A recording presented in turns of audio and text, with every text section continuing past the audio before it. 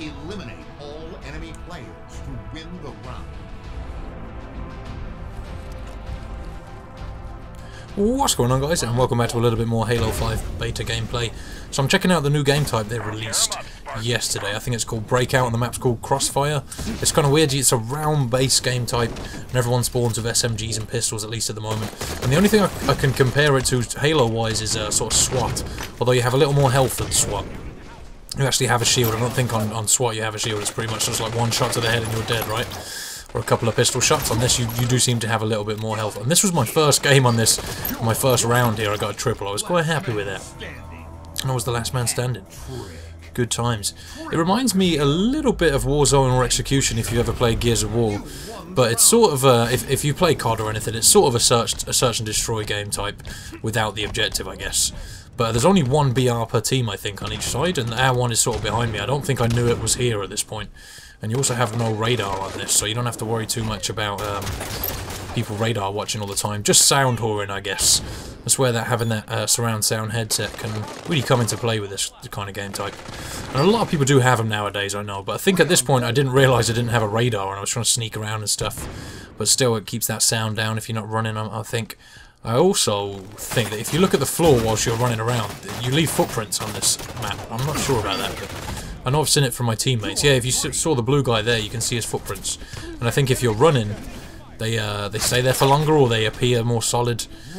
But I think this was a pretty solid game for me for my first one. Pretty sure I went nice and positive.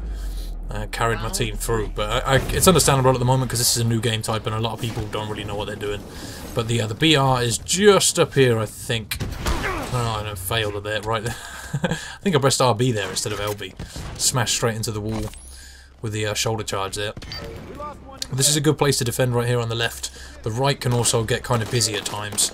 I was just sticking to what I knew, I guess, and checking this area out a little bit. I only died a few times in this game, and I did do pretty well for my first game, definitely. But I don't know if I prefer this to Slayer or not. Just because this is it seems very much more competitive and a little more defensive than Slayer, and you really will get punished if you push in on this game type a lot of the time, especially if you're playing against experienced players. It can be very, very difficult. Because people are accurate. I know, I've been outplayed so many times playing this game type now, but it seems a lot more competitive than Slayer, because people have to take it more serious because they know they're on low shield, I guess, so people are just way more defensive and stay back and wait round corners and stuff. But it is much harder to camp on this, which I like, because, you know, if somebody hits you with a couple of shots across the map, you can still die, so you really need to be careful. Stay frosty, as it were. So pushing in here, I don't think I saw the guy that was just to my right there. I think I didn't see him at the time, and I was trying to concentrate on this guy up top, so he jumped down and I got kind of turned around. But I'm pretty sure I survived here, I think. There's one of the guys. Get him down to no shield. Chuck a nade in there. Nice heart. There we go, he's done. Got at least an assist there, that'll do. Help out the team a little bit, you know. But yeah, they also released 2 new maps for Slayer yesterday, and I think there's a couple of new weapons on those maps. I've only had a chance to play one of them. And it was a pretty good map. I was kind of I didn't really know the map layout and stuff, so I was struggling a little bit, I think. But once I get used to it, I'll try and get a couple of gameplays and post those too. I don't know how much stuff they're going to release for us. I know that... Well, that's the end of my spree. I know that they did show this. I've seen some footage of this already before the beta was out, so I'm not sure how much they're going to give to us, because it is for another couple of weeks, right? We've got another like 2 weeks left of the beta, which is kind of cool. Kind of sucks we're going to have to wait till December for the full game, though. I can't really wait to see that. It's going to be a lot of fun, and I'm happy they've given us, I think, there's 5 maps on the beta. That gives me some sort of confidence that when the full game comes out, there'll be a decent selection of maps, hopefully, and not, you know, 7 or 8 maps and then 5 that are still on the disc but are locked by a DLC update or some crap like that. That's what a lot of companies are doing nowadays. And that really sucks, just because, you know, the company is basically developing the game and then only releasing half of it.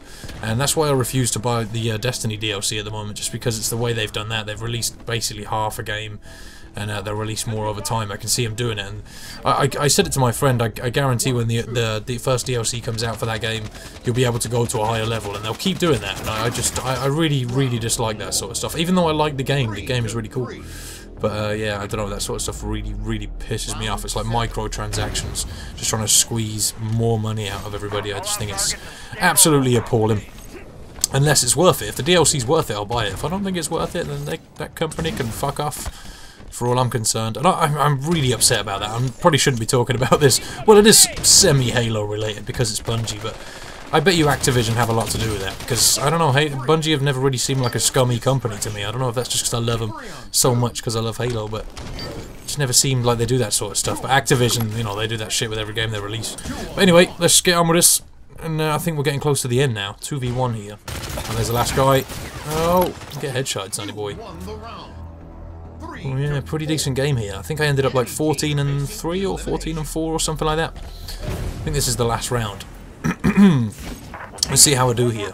I tend not to use the SMG too much. I just like to whip out the pistol and try and get headshots. I don't know, I'm a bit of a headshot whore. Even though I can be really inaccurate. See how I was pretty inaccurate here actually. I can be pretty inaccurate sometimes. There's one of the headshots. Could have got the double pretty easily here, but I screwed up. And I think I jumped down and get this guy. To work on that accuracy. That's a bit sloppy. I'm not sure if it's 2 shots to the head or 3 shots on this one to kill people. I think it's 3, but ah, well, never mind. But yeah, pretty good game for me. Let's see how we did there. If I go over to the stats, get a quick look. I'm not going over there. Oh well. Well, thank you all so much for watching, guys. Have a great day, and until next time, take it easy. Ah, there we go. 12-3.